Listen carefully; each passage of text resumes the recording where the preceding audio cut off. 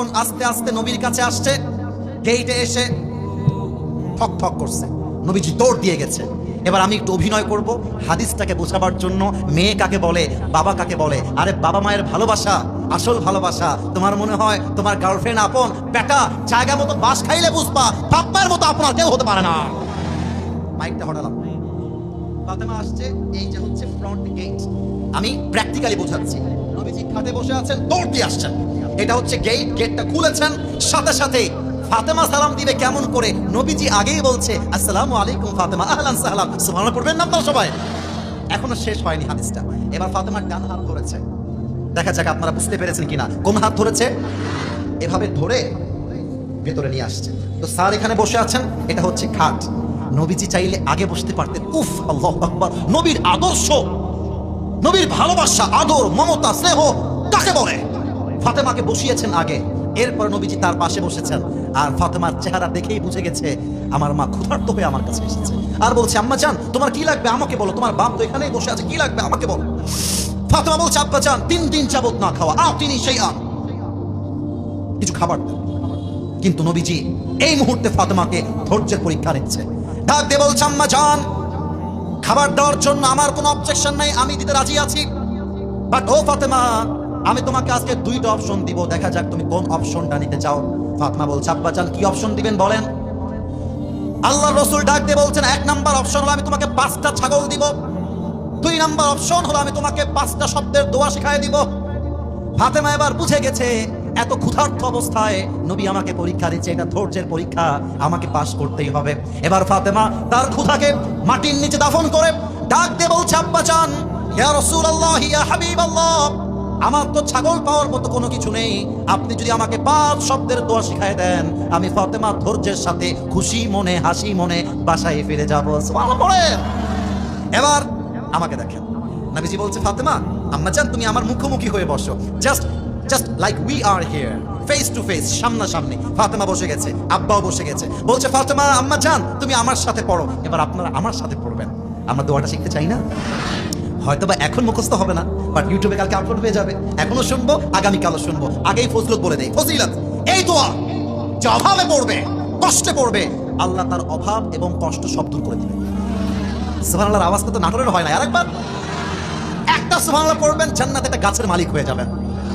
এক গাছের মালিক। আরেকবার পড়েন, আরেক গাছের মালিক। আরেকবার পড়েন। আরে খালি পড়বেন সুবহানাল্লাহ, আলহামদুলিল্লাহ, লা ইলাহা ইল্লাল্লাহ, আল্লাহু আকবার। যত বলবেন তত আপনি জান্নাতে প্রাসাদের মালিক হয়ে যাবেন। সুবহানাল্লাহ। বলেন সবাই নাটোরের কাজ কাটার ভাইরা, ইয়া আউয়ালাল আউয়ালিন,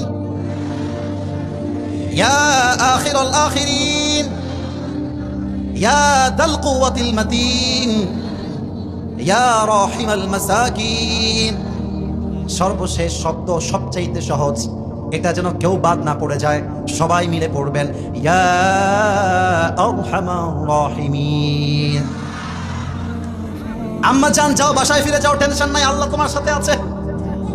ফাতেমা চলে আসছে, but Ali was waiting for the food. Ali বসে আছে, খাবার কখন আসবে, আমি খাবো, হাসান খাবে, হুসাইন খাবে, আমার বউ খাবে, অপেক্ষায় আছে গেটের কাছে। দিস ইজ দ্য ডোর, এটা হচ্ছে সেই গেট। তো দেখছে ফাতেমা আসছে, বাট এই হাতও ফাঁকা, এই হাতও ফাঁকা, খাবার দাবার কিছুই নাই। ফাতেমা খাবার কোথায়? তোমার হাত তো খালি ফাতেমা। ফাতেমা বলছে, আলী হাতটা ভালো করে দেখো তো। দুনিয়া ওয়া জিতু বিল আখিরা, আমি তো আমার নবীর কাছে দুনিয়া চাওয়ার জন্য গিয়েছিলাম, আমার নবী দুনিয়া নয়, তুই হাত ভর্তি আখিরাত দিয়ে আমাকে ফেরত পাঠাই দিয়েছিস। আলী বলছে, ফাতেমা আবেগ দিয়ে হবে না, পেটে আমার ক্ষুধা, খাবার আমাকে খেতেই হবে। এবার জামাই আসছে শ্বশুরের কাছে, জামাই আসছে শ্বশুরের কাছে। নবী তো আগের থেকেই জানে আলী কেন আসছে, কি কারণ। এই ছেলে পেলে বসে আছে, একটা কথা বলেই ফেলি, হাদিসের মাঝে মনে পড়ে গেল, এই আলীর কথা বলার জন্য মনে পড়ে গেল। তোমাদের রাস্তাঘাটে মেয়ে পছন্দ হইলে পেছন পেছন লাইন মারো কেন? বলো বলো বলো বলো বলো বলো, লাইন মারবা কেন? যেই মেয়েকে পছন্দ হয়েছে মেয়ের বাপকে অ্যাটাক করবা, যে আপনার মেয়েকে পছন্দ, বিয়ে দিবেন কিনা তাই বলে। ফাতেমার থেকে শেখো, আলীর থেকে শেখো।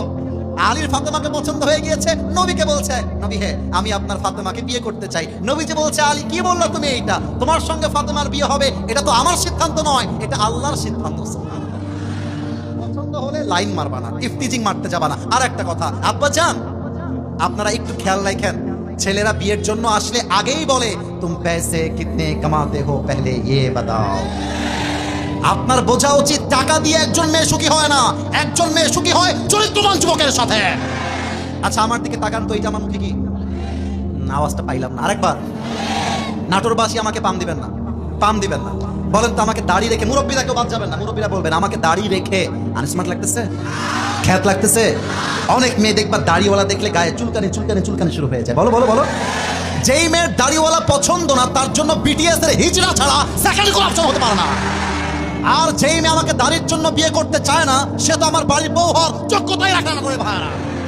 ফাতেমা আলীকে পাঠিয়ে দিয়েছে, আলী আসছে শ্বশুরের কাছে। নবীজি ওইভাবে বসে আছে, আলীও চুপচাপ বসে আছে, কেউ কোনো কথা বলে না। এবার নবীজি ডাক দিয়ে বলছে আলী তোমার কি চাই, আমাকে বলো কি দরকার বলো। আলী এবার লজ্জা কাটিয়ে বলছে শ্বশুর আব্বা আতিনি শাইআন, কিছু খাবার দেন, আমরা প্রচন্ড অভাবে আছি। হ্যাঁ আমার চোখে চোখ রাখতে হবে, কথা কি বোঝা যায় নাকি যায় না।